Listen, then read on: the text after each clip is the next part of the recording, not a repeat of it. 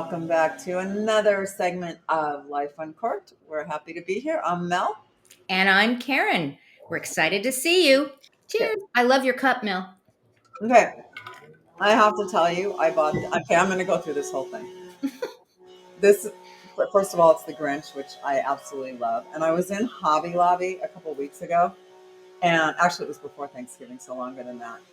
And I said, they have all their Christmas stuff out already. And I said, there's no way I'm not shopping for Christmas things. It's too early. I can't do it. I made it about a foot. And I saw this on an end cap, and it's like, it's naughty or nice. And I definitely naughty. What else? That's what I was going to say. Work in progress. That was my favorite one. And it was so much fun that I had to have it. So And it has a candy cane straw. I mean, how fun is that? It's the cutest thing ever. So Hobby Lobby. There you go. I love that. That is so much fun. Before I caved and started shopping for Christmas things because I have no willpower. But anyway, so cheers. Cheers. We're happy you're back. We've been thinking, and again, as we like to say, that's always dangerous when we think, but we've been specifically thinking about travel during the holidays. Isn't that fun? It's not fun anytime during the year right now anyways, but in the holidays, oy, that's all I can say. Well, and we were lucky Thanksgiving, we all stayed here, but people traveled here. And, I always think of that movie, Planes, Trains, and Automobiles. Right. Because it's a running joke, and it's true. Anything that can happen will, and it's hard, and it's stressful. And like we talked about last week, peace of mind. Yeah. Keeping your peace of mind and keeping your sanity and keeping your calm while you're traveling during the holidays is not easy. I mean, it's so easy to my patience is gone. Yeah, me too. And I don't even travel. My patience is gone, there's two pieces of that though. The traveling, people coming to travel to see you, and then the holiday experience of having either guests in the house or, wherever they're staying, and everyone comes together, and what happens at the meal.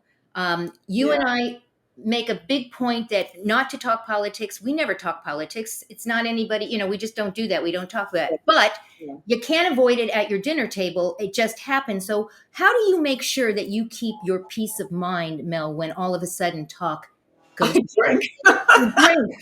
Cheers. I'm not kidding you.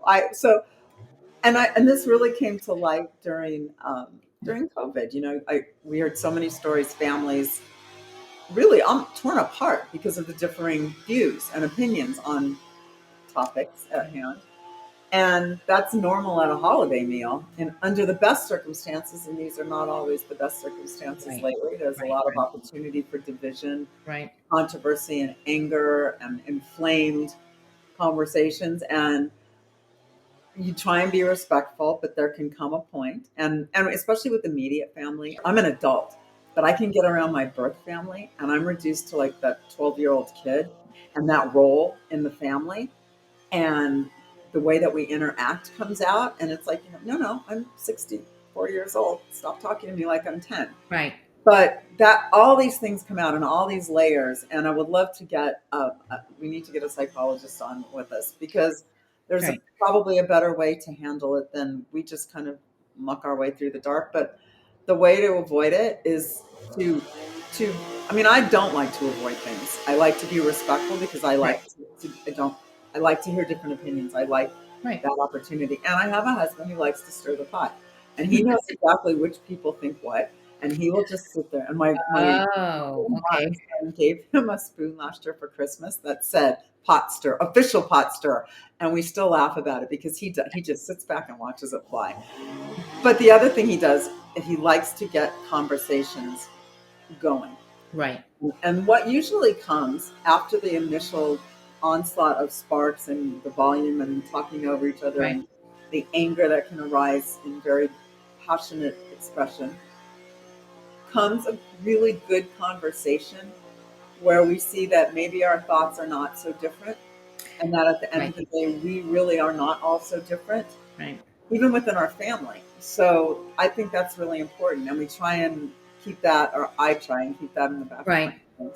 How about So, you? yeah, well, we do two things, and we just started doing it within the last year. We actually did it several weeks ago when I went to visit my family, and everybody was there. And there's four of us with their spouses and my parents. Everybody was in. So there's 10 of us, and we tend to get into it. And this last time, we decided to do something different. And we decided to, because we're very blessed, our parents are still alive, we decided to have them tell us stories from when they were growing up. And That's it cool. allowed us, first of all, to hear stories, some of them we'd never heard before. Or if we had heard them, we were very, very young and don't remember them. And we had some really great laughs. In fact, we had some laughs because both my brother and I were born in Tennessee.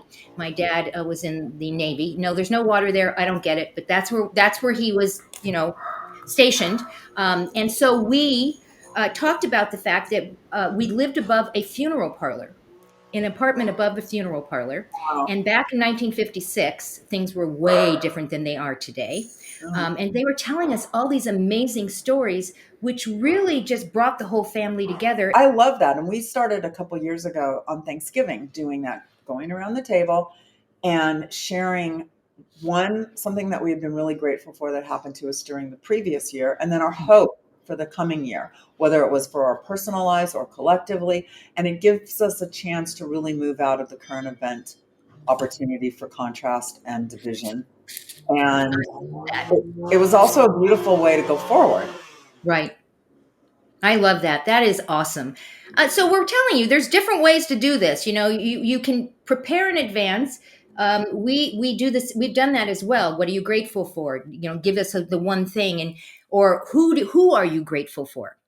Who are you grateful for? And generally, everyone will look to the person next to them, and they'll say, "Well, that person's sitting right over there." We're talking about travel, and it's not just about the holidays. You and I went traveling a couple of months ago, and we have a really cool ebook that we are, it's launching this month, and you can get a copy of it. It is our travel guide to Napa. How fun is that? Yeah, and we had fun putting it together. It's all of our favorites. And Karen lived there. You lived there. So you showed me a Napa that I didn't know. And I've traveled there a few times and Right, I love it. And we share our experiences and kind of really dial down why we've picked the venues, whether it's the hotels or the restaurants that we have and the activities, a little off the beaten path. And it's really geared toward our demographic. right. And when we travel, and we were two women traveling alone, so we took that into account, and we really had fun creating this for you. I think they're going to love it because it's what to do, what to see, where to shop, where to go, all that really cool stuff. And you'll be able to get the link to get this. It's absolutely free. It's going to be down in the copy. Go check it out and let us know what your favorite place is if you go and actually visit some of these places. We'd love to hear Or about it. if you've been there and there's something that you really love that's not in our list, share Right, it, because part of the community is sharing that and expanding our right. experience. Mel, we love our people out there. And as we said, make sure you check down below in the copy. We have links to some of the things that we talked about. And most importantly, check out the Napa Travel Guide. We are so proud of it. Mel works so hard on this, and we hope that you enjoy it. It's absolutely free. Click on that button, and we'll see you next week. Next week. Ciao.